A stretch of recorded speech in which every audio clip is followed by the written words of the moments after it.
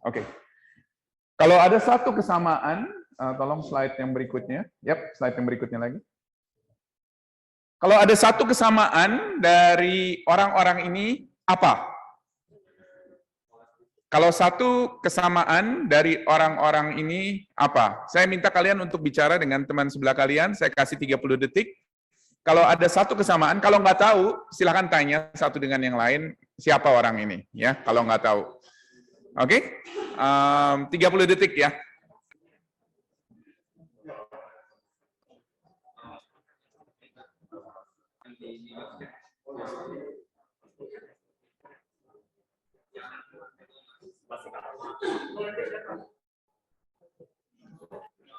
Siapa? Hah? Kanan? Kardinal George Pell.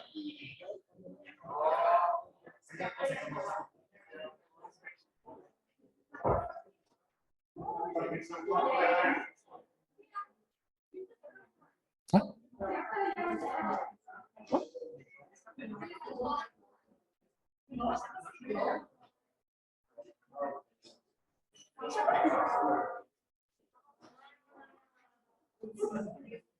That's okay. If you don't know, that's fine. If you don't know any of them, just compare the two that you know, or maybe just one.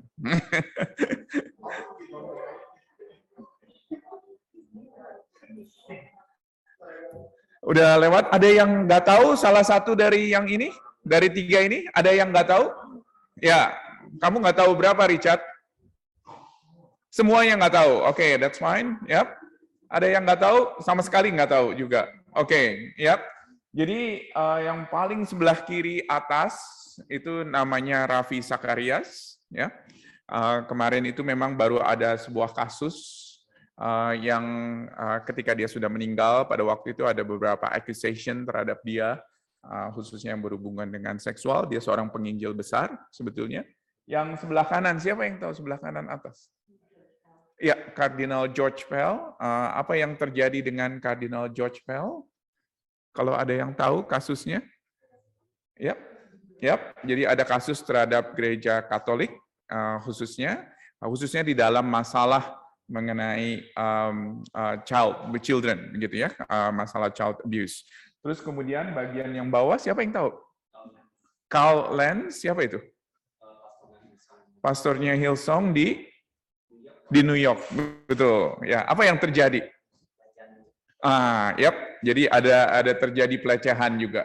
Jadi orang-orang ini adalah orang-orang yang ada di dalam pelayanan, orang-orang yang boleh dikatakan adalah orang-orang yang melayani dari atas mimbar.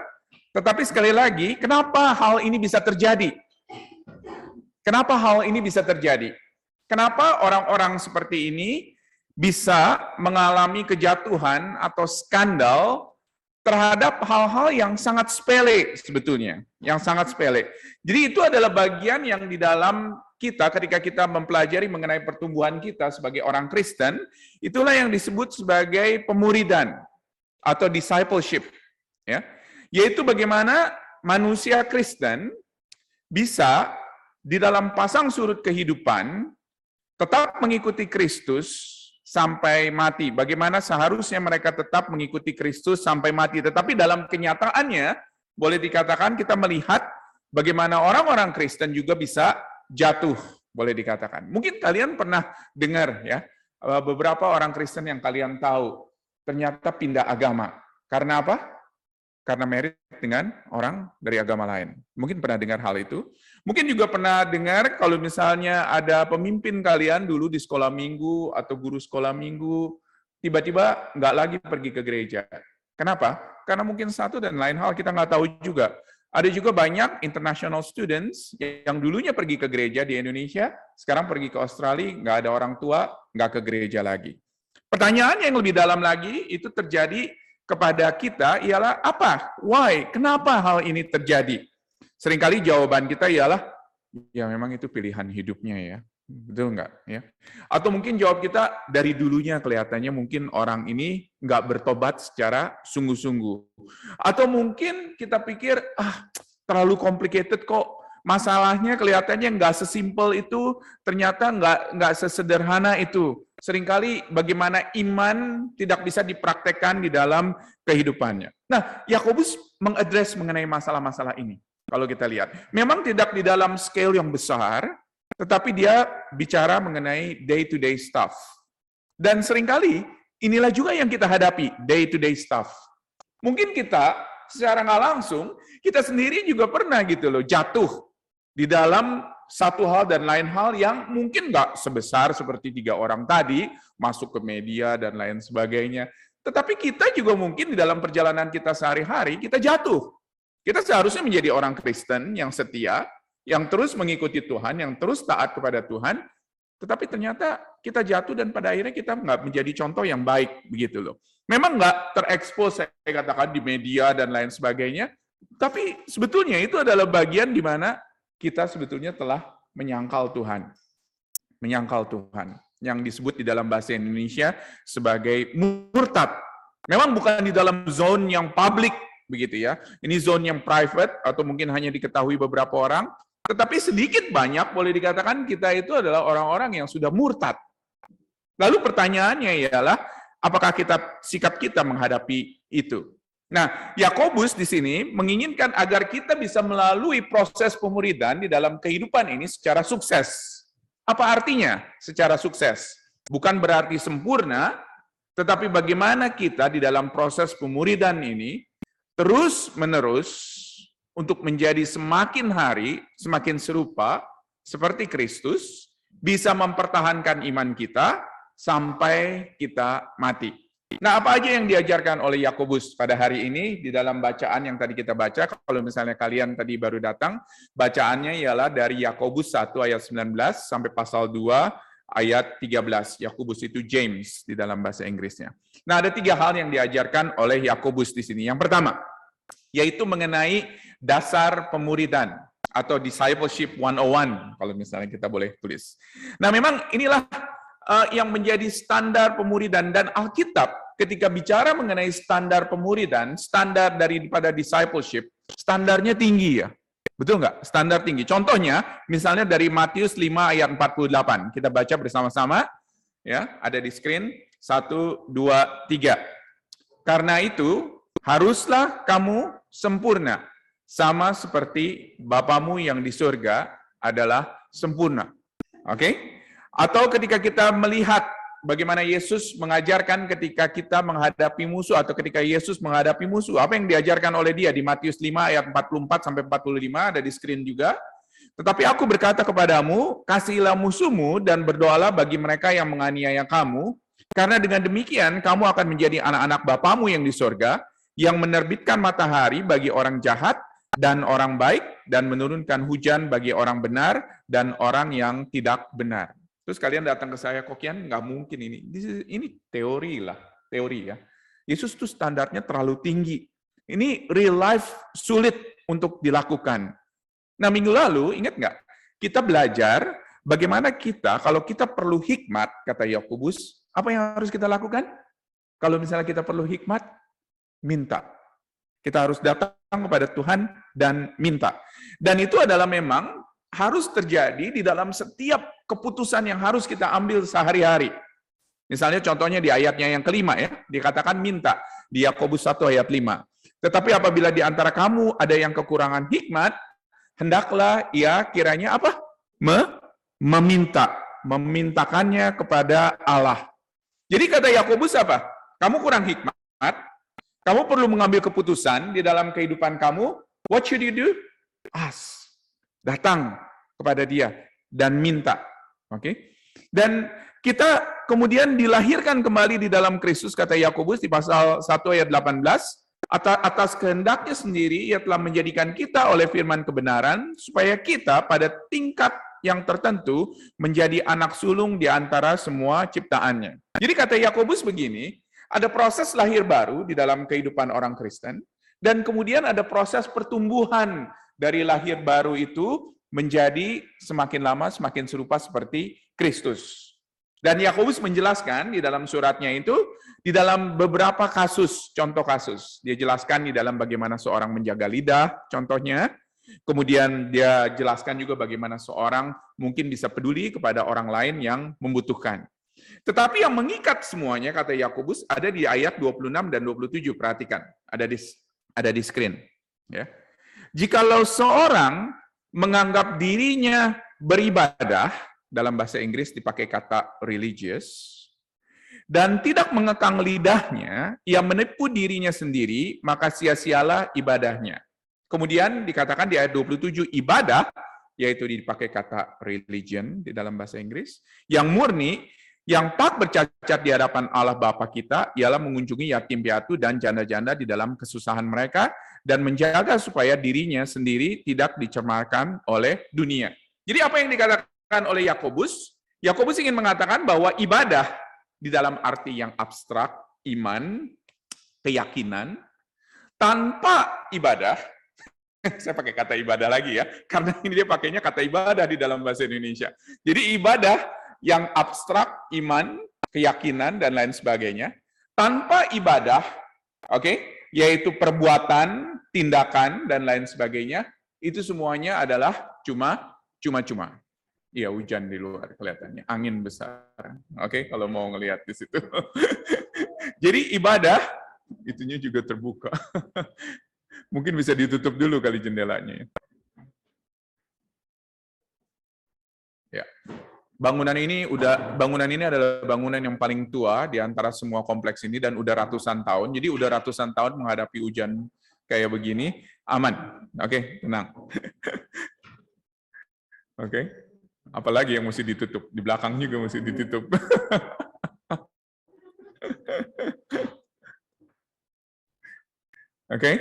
Jadi Yakobus bilang apa? Yakobus bilang ibadah dalam arti konsep yang abstrak, iman, keyakinan, tanpa ibadah dalam arti perbuatan, tindakan, itu semuanya adalah sia-sia, dia katakan. Sia-sia. Percuma. Jadi Yakobus sebetulnya ingin menekankan bahwa kalau misalnya kamu beriman, tanpa kamu berbuat yang sesuai dengan imanmu, maka itu semuanya adalah percuma. Dan itulah yang menjadi awal daripada semuanya. Hubungan Allah harus diekspresikan di dalam perbuatan, di dalam tindakan. Tidak bisa tidak. Dan inilah yang dilakukan oleh Allah.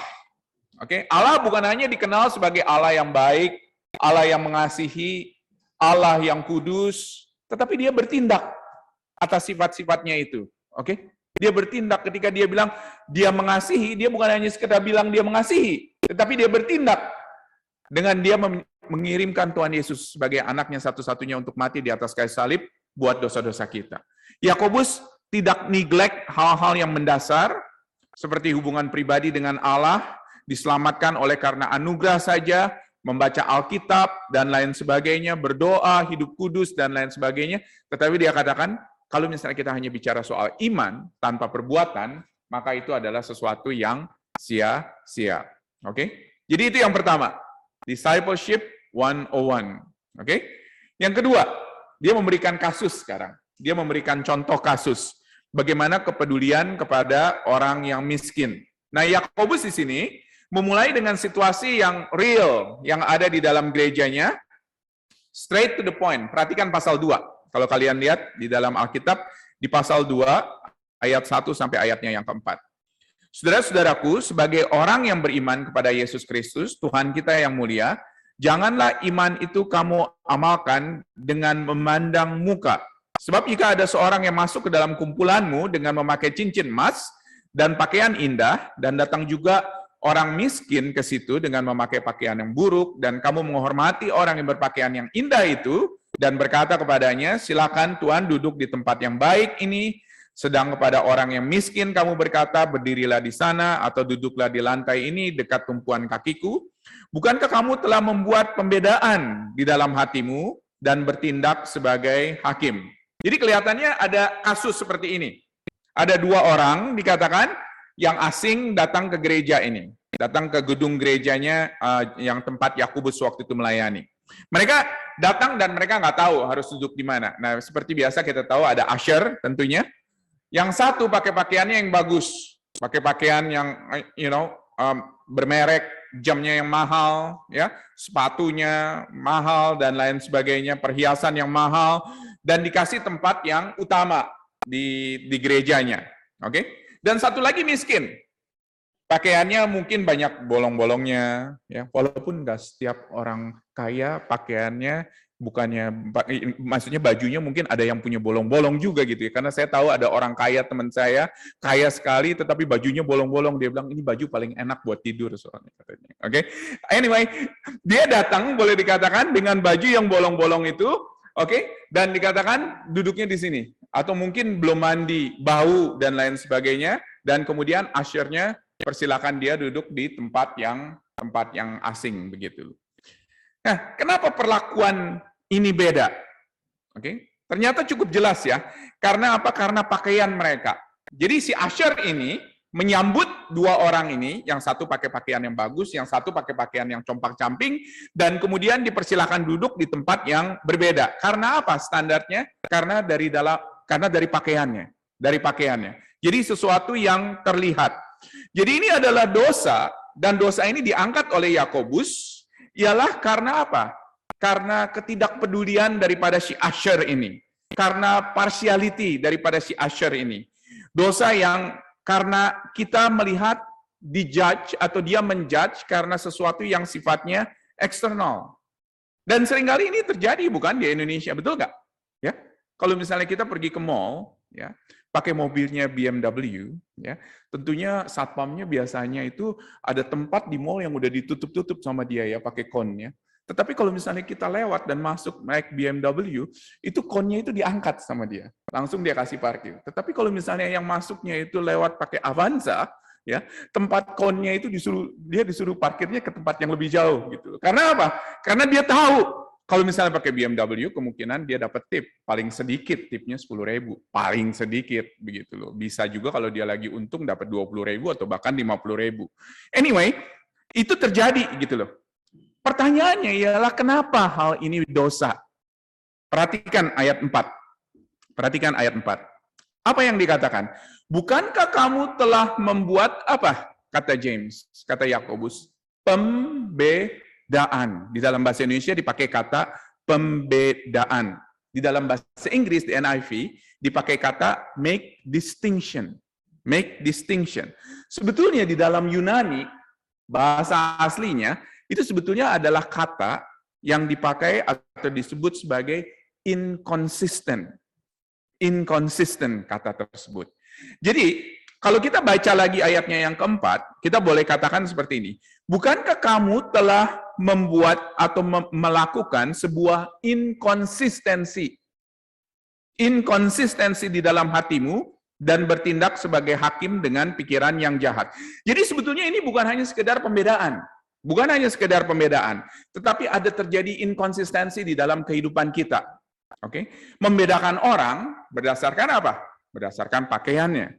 Atau mungkin kita tidak konsisten. Seharusnya kita mengasihi semua orang, tetapi kita tidak mengasihi semua orang dan kita membedakan orang itu pakai pakaian A dan pakaian B. Oke.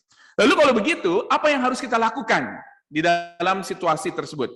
Yakobus katakan di ayatnya yang 1 sampai yang keempat apa? Yakobus ingin mengembalikan kita sekali lagi untuk melihat kemuliaan Kristus. Kata Yakobus apa? Kata Yakobus, lihat Kristus di dalam kemuliaannya, di dalam kekayaannya, di dalam kemegahannya sebagai raja, sebagai Allah. Dia apa? Dia datang mengambil rupa sebagai manusia. Dia turun ke dalam dunia, mati di atas kayu salib, dan di dalam kejelekannya di atas kayu salib, dia membuat kita mulia. Jadi kata Yakobus apa? Ingat siapa diri kamu. Ingat siapa diri kamu. Kamu dulunya itu adalah orang-orang yang boleh dikatakan ugly. Orang-orang yang nggak masuk hitungan. Tetapi Allah welcome kamu, menerima kamu. Dan kamu dilayakkan karena Kristus. Apa yang Kristus lakukan di atas kayu salib. Jadi kalau misalnya kamu tahu, kamu adalah dulunya orang yang nggak layak untuk masuk ke dalam kerajaan Allah, tetapi kamu dilayakkan oleh Kristus, maka ketika kamu menerima orang-orang yang tidak layak, maka kamu pun juga harus menerima mereka apa adanya. Oke, karena mereka sendiri, ketika mereka datang dan mereka percaya kepada Kristus, mereka juga akan diterima juga, begitu loh, di dalam kerajaan Allah. Sama seperti kamu. Jangan pikir kamu spesial. Jangan pikir kamu spesial. Kamu itu nggak ada apa-apanya di hadapan Allah. Allah menerima kamu apa adanya. Dan ini terjadi, diakui oleh umat Allah dari dulu zaman Perjanjian Lama, dan juga orang-orang Kristen pada zaman Perjanjian Baru, dan juga kita sekarang. Bahwa seperti orang Israel itu adalah orang-orang yang nggak layak sebetulnya diterima di dalam kerajaan Allah. Tetapi Allah menerima mereka. Kita adalah orang-orang yang nggak layak juga, tetapi Allah menerima kita. So what should we do? Kita harus menerima orang-orang yang nggak layak juga. Untuk menerima mereka, menyambut mereka, bukan dengan melihat pakaiannya, bukan dengan melihat mobilnya, begitu, tetapi dengan apa adanya. Oke? Itu kasus yang pertama. Lalu bagaimana? Lalu apa yang harus kita kerjakan? Nah, ini Yakobus mengajarkan mulai ayatnya yang kelima. Dia katakan, dengarkanlah, hai saudara-saudara, ini poin yang ketiga ya. Dengarkanlah, hai saudara-saudara yang kukasihi, bukankah Allah memilih orang-orang yang dianggap miskin oleh dunia ini untuk menjadi kaya dalam iman dan menjadi ahli waris kerajaan yang telah dijanjikannya kepada barang siapa yang mengasihi Dia? Tetapi kamu telah menghinakan orang-orang miskin. Bukankah justru orang-orang kaya yang menindas kamu dan yang menyeret kamu ke pengadilan? Bukankah mereka akan menghujat nama yang mulia yang olehnya kamu menjadi milik Allah? Jadi Allah dikatakan sekali lagi telah memilih mereka yang miskin oleh dunia. Maksudnya miskin seperti apa? Miskin ini bukan hanya sekedar metafora miskin, tetapi real miskin ya. Real miskin. Jadi ini adalah orang-orang yang nggak punya duit, yang nggak punya kekayaan, yang nggak punya harta. Tetapi kenapa Allah memilih mereka? Boleh dikatakan. Untuk menunjukkan kemuliaannya. Karena Allah kepingin kasih tahu apa? Allah kepingin kasih tahu bahwa orang-orang ini kalian nggak bisa hina. Begitu. Orang-orang yang miskin ini kalian nggak bisa hina. Kita melihat mereka dan kita menganggap mereka rendah, tetapi Allah bisa mengangkat mereka ke dalam sebuah status di mana Allah bisa menerima mereka. Jadi dengan kata lain, Allah kepingin kita melihat bagaimana kemuliaannya. Bagaimana kemuliaannya bisa datang kepada orang-orang yang miskin, orang-orang yang telah dipilih oleh Allah. Ingat, kata Allah apa? Bagaimana dulu Allah memilih kamu. Ya, kamu itu adalah orang-orang yang nggak layak, orang-orang yang miskin bahkan di hadapan Allah. Tetapi Allah bisa menerima kamu menjadi ahli waris kerajaan Allah. Ya. Kita nggak mungkin ya, kalau misalnya kita dapat telepon, contohnya, suatu ketika, nah ini imajinasi aja. Mungkin, siapa tahu terjadi. Kita misalnya suatu ketika kita terima telepon, begitu ya. Terus kemudian ada orang bilang katanya, kamu dapat warisan $1 juta, begitu. Ngimpi kata si Adrian. Di Indo banyak betul ya, terima SMS begitu ya, dapat warisan $1 juta dan lain sebagainya. Tapi imagine misalnya kamu terima telepon, kamu bilang, dikatakan kamu terima warisan $1 juta. Terus kamu nggak mungkin kamu bilang, misalnya kamu percaya begitu ya, dan ini real misalnya, kamu nggak mungkin bilang bahwa, aduh, warisan lagi, sorry deh ya, lain kali deh ya. Nggak mungkin kan? Karena apa? Karena pasti kita akan mau terima warisan tersebut. Betul nggak? Jadi kalau misalnya kita terima warisan itu, nggak mungkin kita tolak. Oke? Yakobus katakan apa? Allah telah memberikan warisan itu kepada kamu. Oke? Allah telah mengangkat kamu dari yang nggak layak menjadi layak. Dan oleh karena itu, kamu harus mengucap syukur, berterima kasih dengan menerima orang-orang yang seringkali tidak dianggap layak oleh dunia. Orang-orang miskin, orang-orang yang mungkin pakaiannya jelek, orang-orang yang bau, dan lain sebagainya. Pengamatan Yakobus itu adalah seperti demikian. Pengamatan yang kedua, dia katakan seperti ini. Ialah bahwa orang kaya ternyata pada zaman itu seringkali membawa orang Kristen kepada kemiskinan. Oke, kepada kemiskinan. Jadi dibawa ke pengadilan karena iman mereka. Ya, dibawa ke pengadilan karena iman mereka. Perhatikan di pasal 2 yang tadi kita baca. Jadi orang kaya ini boleh dikatakan menghina nama Yesus. Dengan kata lain apa? Dengan kata lain berarti bahwa orang miskin yang sudah layak di hadapan Allah itu boleh dikatakan ditindas oleh orang yang kaya. Allah berpihak kepada orang yang miskin. Oke. Kenapa? Karena sekali lagi orang-orang ini adalah orang-orang yang nggak berdaya, orang-orang yang punya power, orang-orang ini adalah orang-orang yang mana hati Allah berpaut pada. Hati Allah berpaut pada orang ini. Oke? Jadi kenapa Allah selalu menekankan nasihat untuk orang-orang umat pilihan Allah sejak zaman Perjanjian Lama untuk peduli, care kepada orang miskin. Kenapa? Karena orang miskin ini adalah orang-orang yang nggak punya power. Mereka nggak punya sesuatu yang mereka bisa lakukan untuk membela mereka. Jadi kata Allah, terimalah mereka seperti apa adanya. Ingat siapa kamu dulu. Ya. Dulu kamu adalah orang-orang yang nggak layak, tetapi diterima oleh Allah. Jadi, bagaimana ketika kita datang kepada Allah dan meminta hikmat kepada Allah untuk kita hidup di dalam discipleship, di dalam pemuridan yang sukses, yaitu setia mengikuti Kristus sampai kita mati. Ada 3 hal. Ya. Ingat 3 hal, kata Yakobus. Yang pertama, ingatlah bahwa Yesus itu adalah kemuliaan Allah yang sejati. Yesus itu adalah kemuliaan Allah yang sejati. Dia datang di dalam kemuliaannya, di dalam kekayaannya. Dia datang ke dalam dunia untuk memberikan itu semuanya dan membuat dia sendiri menjadi miskin. Ingat hal itu, kata Yakobus.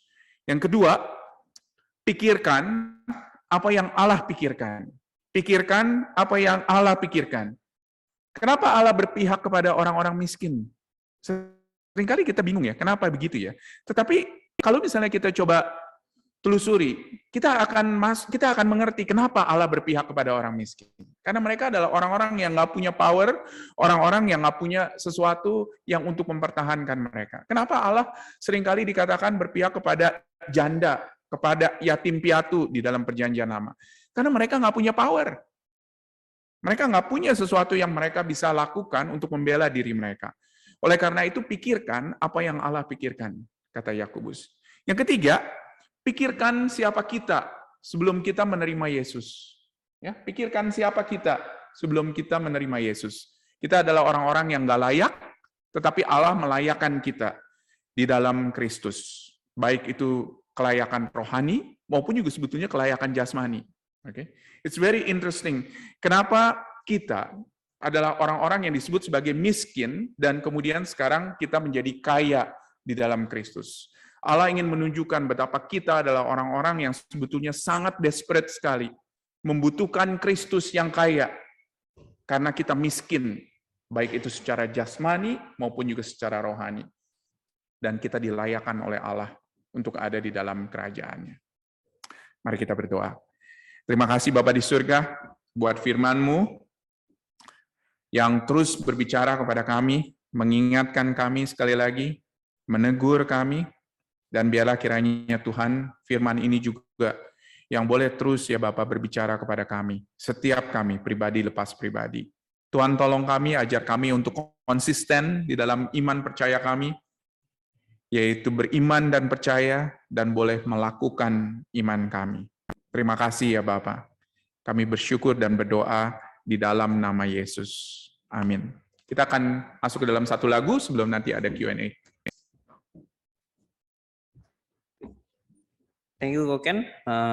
Jadi sama yang tadi Koken mention juga di awal bahwa kalau kita nggak ada wisdom, ya kita minta kepada Tuhan. Dan to do all this, kita perlu benar-benar hati dan pikiran Tuhan. Maka itu saya pikir lagu ini juga bisa menjadi refleksi yang pas untuk kita. Saya mengajak jemaat juga kalau nggak refleksi, bisa bersama-sama menyanyikan ini bersama-sama berikan ku hati.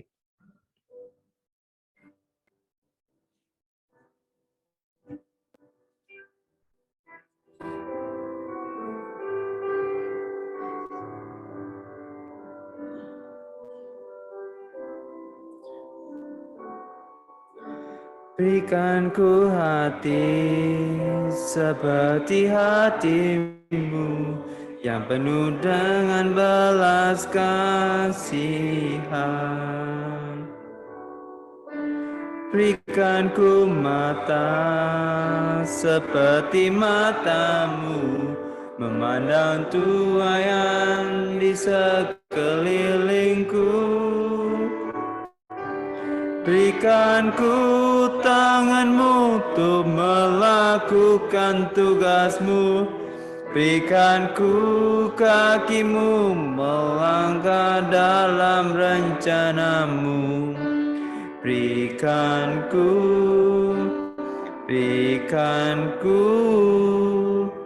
berikan ku hadimu.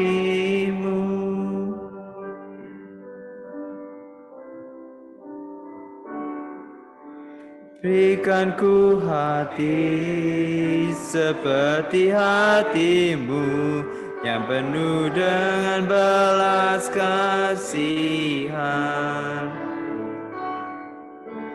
Berikan ku mata seperti matamu memandang tuaian di sekelilingku. Berikan ku tanganmu untuk melakukan tugasmu. Berikan ku kakimu melangkah dalam rencanamu. Berikan ku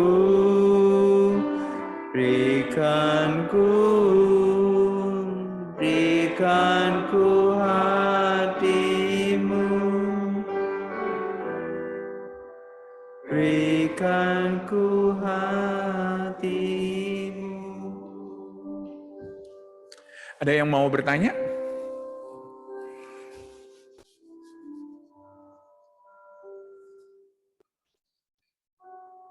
Malu-malu.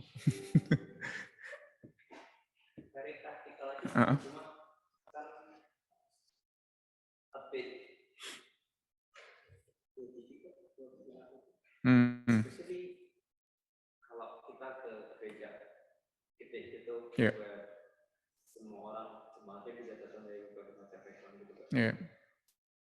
Is it something yang harus di-enforce untuk dilakukan? Memang sekali lagi ya, semakin banyak, semakin besar gereja, semakin sulit untuk mempraktikkan ini. Oke, tetapi makanya kita coba untuk membagi gereja dengan kelompok-kelompok kecil, dan kita harap di dalam kelompok kecil hal-hal itu bisa dipraktekkan. Dan di dalam pengalaman saya, luar biasa Tuhan itu selalu mengirimkan paling sedikit satu orang ya di dalam sebuah kelompok, di dalam sebuah gereja, yang mana kita harus mengasihi orang itu lebih daripada kita mengasihi orang lain, if you know what I mean. Ya, jadi maksudnya orang itu memang adalah orang yang mungkin extraordinary, agak lain daripada yang lain, yang perlu belas kasihan lebih, begitu loh, dibanding dengan kita mengasihi orang-orang lain.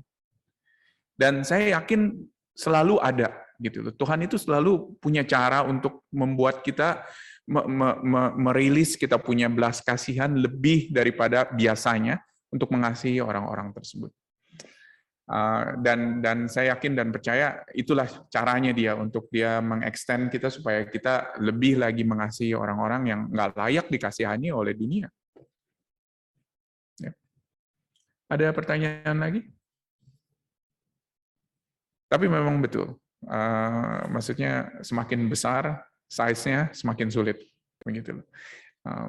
Dan juga maksudnya sekali lagi semakin culture-nya juga ya, maksudnya ya, seperti kita tahu lah, maksudnya culture di Indonesia bagaimana orang melihat luar, begitu ya, dibandingkan dalam. Ya. Ada lagi yang mau bertanya? Ya.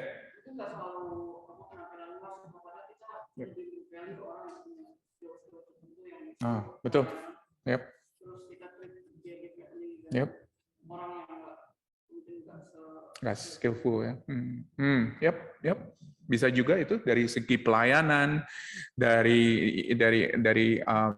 segi kemampuan dan lain sebagainya. Tapi memang yang James tekankan di sini, yang Yakobus tekankan, itu adalah sesuatu yang kelihatan langsung dari luar, begitu loh. Itu yang dia tekankan di situ.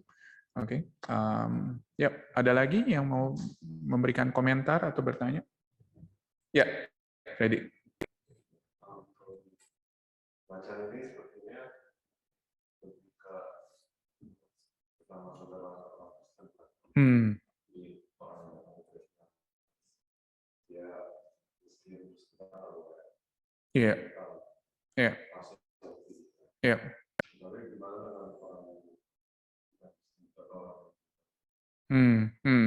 Gimana kita welcome mereka begitu ya? Ya, sebetulnya kelihatannya dua orang itu adalah dua orang yang strangers menurut saya sebetulnya di dalam gerejanya itu. Kelihatannya mereka itu nggak dikenal oleh orang-orang yang ada di dalam gerejanya. Jadi mereka datang, ya, jadi bukan yang kelihatannya orang yang familiar gitu loh. Walaupun memang kita harus belajar juga bagaimana kita treat satu dengan yang lain juga, gitu loh maksudnya. Kalau satu dengan yang lain kelihatannya kita udah jauh lebih tahu ya, oh orang ini seperti ini, orang itu seperti itu. Jadi kita lebih tahu begitu loh, kurang lebih luar dalamnya, walaupun saya nggak tahu juga semuanya yang ada di sini. Tetapi it's very interesting bagaimana kita harus treat orang yang satu sama lain dan juga orang yang dari luar. Tapi satu hal yang terpenting menurut Yakobus ialah jangan kita judge orang dari luarnya. Itu yang paling penting, ya katakan. Lihat apa yang ada di dalamnya, gitu loh. Siapa kamu, ya? Jadi kalau misalnya kita tahu siapa kita dan bagaimana kita sebetulnya adalah orang-orang miskin di hadapan Allah, maka kita akan terima orang yang paling miskin pun, yang paling jelek pun, untuk bisa ada di dalam lingkungan kerajaan Allah itu, atau di dalam gereja dengan sesuatu yang layak, gitu loh, bagaimana orang itu bisa menerima. Ada lagi yang ingin bertanya? Oke, kalau nggak ada.